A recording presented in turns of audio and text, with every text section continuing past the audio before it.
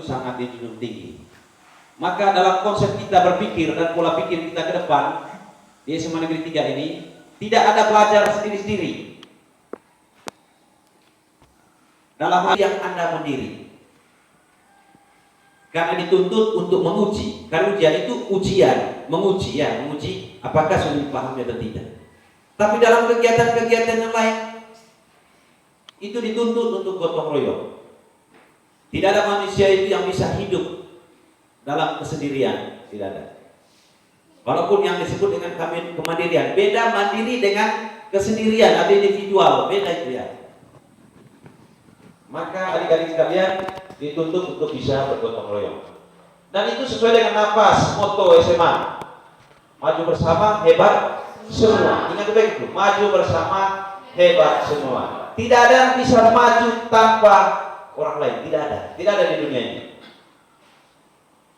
Maka ubah konsep kita nanti, maka mungkin tugas-tugas yang diberikan oleh Bapak Ibu Guru nanti ada tugas kolektifnya. Nah, lalu yang berikut dalam pementasan seni begini, Anda menjadi hebat itu bisa dengan kerjasama dengan orang lain, tanya dari orang lain. Maka itu nafasnya gotong royong itu adalah kerjasama. Ada yang lain-lainnya juga. Ya. Jadi kita harus tahu profil pelajar Pancasila itu ya. Kita harus memiliki itu dan kita perkuat itu. Bagaimana kita perkuatnya? Salah satunya itu adalah dengan pembentukan karakter seperti ini. Lalu yang berikut kegiatan ekstra kurikuler. Saya sudah sampaikan kepada Bapak Ibu orang tua wali peserta didik bahwa kedepannya kurikulum merdeka yang kita canangkan ini sebelumnya. Ya. Sedikitnya lebih banyak aktivitas di luar yang menuntut Anda itu berkreasi. Mungkin dalam perubahan cara pandang yang kita merasa bahwa tidak sekolah di sana itu. Karena kenapa di luar terus? Kenapa kerja terus? Kenapa gali tanah? Kenapa buat taman? Kenapa pergi ke pasar? Dan itu yang akan terjadi di masyarakat nanti. Perubahan cara berpikir seperti itu. Tetapi memang seharusnya sekolah itu sudah seperti itu. Bahwa Anda tidak bersekolah terus di dalam ruangan 9/8 itu. Sekolah itu adalah di mana? Sekolah itu di alam. Alam itu di mana? Di mana saja. Ya, di mana saja. Sehingga itu yang saya sampaikan kepada kan memang seharusnya seperti itu. Lalu tidak melupakan, ya, tidak mengabaikan yang namanya pembentukan kapten. Tidak berarti Anda kalau kita hari ini kerja tanah, olah tanah, bahwa Anda datang sekolah semaunya. Bukan juga begitu. Ya. Atau ada kegiatan pentas seni, misalnya hari itu pentas seni, maka karena pentas seni ini kan biasanya molor 1 jam karena belum ada datang, sehingga kita juga datang itu bukan. Semuanya seperti biasa. Aturan tentang datang dan pulang itu tetap seperti. Kalau prakarya mungkin selama ini ada di dalam kelas, mungkin selanjutnya prakarya ada kegiatan di luar. Matematika juga begitu. Harapan saya menghitung batu bata untuk dinding ini. Nah, pergi cari rumah yang ada batu batanya yang belum diplester. Itu bersama. Nah, itu yang diharapkan ke depan dalam kelas. Hitung luas tabung. Bagaimana luas tabung? Coba kalau misalnya langsung dipraktekkan. Nah, demikian pun kami biologi. Ya, bicara tentang tumbuhan, tidak harus bicara di dalam kelas terus. Pergi di luar, hitung jumlah rumput.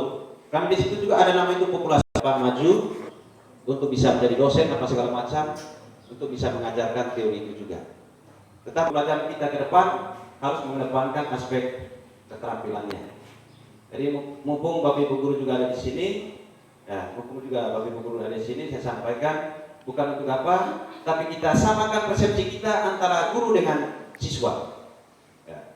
Saya sudah setengah jalan dan mandek ini guru penggerak, tetapi saya mengambil hikmah dari program guru penggerak ini, bahwa ya, kadang memang yang punya warung atau kios itu bertanya mau beli apa. Kalaupun Anda menjawab, mereka tanya begitu, kalau bukan itu yang Anda mau beli, tentunya harus selalu dari Anda. Saya mau beli permen Pak. Dan itu program guru penggerak itu seperti itu. Sebenarnya Andalah yang membutuhkan sesuatu. Maka Andalah yang bertanya, Pak saya mau ini, Pak saya mau les olahraga ini, saya mau badminton sudah Pak. Percuma saya diajarkan untuk bola kaki Pak, karena saya tidak bisa lari. Maka konsep tentang bola kakinya itu yang Anda paham. Tetapi yang mau ditanamkan dalam keterampilan Anda itu adalah badminton. Maka itu yang harus Anda sampaikan kepada guru olahraga. Bisa paham ini? Nah, begitu konsepnya sekarang. Kalau mau catur, tekuni catur itu. Ya. Renang itu, mohon maaf untuk bukan berarti untuk apa? Pak Ruli mengajarkan tentang konsep renang, tapi Anda berenang ngos-ngosan. Tidak ada gunanya. Tetapi sebagai seorang guru, muatan kurikulumnya tetap diajarkan untuk Anda bagaimana berenang. Itu konsepnya. Tetapi yang berguna untuk kehidupan Anda itu apa? Catur Pak, saya mau catur. Karena besok kami bermain judi untuk main catur. Tidak, maksudnya kan begini, itu bakat Anda kan? Bakat Anda, dan tidak lulus sensor. Kenapa? Tidak bisa untuk baris berbaris. Yang bisanya apa mungkin? Saya bisa untuk catur Pak, saya bisa untuk main orgel Pak. Dan konsep-konsep itu yang mau diajarkan sekarang di kurikulum Merdeka ini, bahwa mengajarkan sesuatu itu sesuai dengan kebutuhan peserta didik, bukan kebutuhan guru, bukan. Bisa Pak? Kalau Anda mau masak, Ibu, sekali-kali kita masak. Karena saya hobinya masak. Ketika kita gali semua itu, apa yang Anda butuhkan, maka itu yang akan menjadi perencanaan kita di mana? Perencanaan di keuangan bos. Ya. Maka itu yang saya harapkan. Mohon maaf saya sedikit ngomong banyak ini. Itu yang saya harapkan dari siswa itu harus ada. Ya. Kalau malas di kelas, tidak ada gunanya Anda duduk malas duduk di dalam kelas. Tetapi tidak berarti begini juga, bahwa apa yang Anda inginkan itu Ibu guru dan Bapak Ibu guru harus ikuti semua. Karena manusia juga adalah manusia yang lemah. Anda juga manusia yang lemah. Ya. Karena apa? Tidak mesti begini, Anda mau minum air, padahal bukan saatnya untuk minum air Pancasila. Ini kemudian saya sampaikan juga di depan adik-adik, Bapak Ibu guru, ke depan bukan harapan saya, bukan ide saya ini, tapi kita harus lakukan. Ya. Harus lakukan sesuai dengan apa yang kita bisa lakukan di sekolah ini. Lalu saya harap Bapak Ibu guru olahraga, pembina ekstrakurikuler, yang lain seni, dan kita semua harus sering-sering membuat kegiatan seperti ini. Ya. Bila perlu juga yang kimia, barangkali bisa kita buat pertunjukan di sini, ya, buat pertunjukan apa yang bisa dilakukan dalam kimia itu. Ya. Selain kegiatan seni nanti dari kelompok tertentu mungkin mereka demonstrasikan karya mereka di sini. Ya. Demikian pun yang bahasa Indonesia demonstrasikan bagaimana ada yang mungkin bisa baca puisi atau bisa deklamasi ataupun apapun itu terkait dengan literasi atau bahasa Indonesia, bisa kita sekali jalan. Sehingga ujian kita, ya, ujian kita nanti, saya harap kalau ada profil pelajaran Pancasila itu kan kita tidak terlalu banyak. Ya. Ujian kita nanti bisa saja, saya harap satu kali ya, ujiannya masing-masing di sini, pentas masing-masing. Anda mau buat apa ujian untuk prakarya? Masing-masing, ini pentas di sini. Demikian pun satu di sini. Ya. Itu harapan saya Bapak Ibu, supaya kita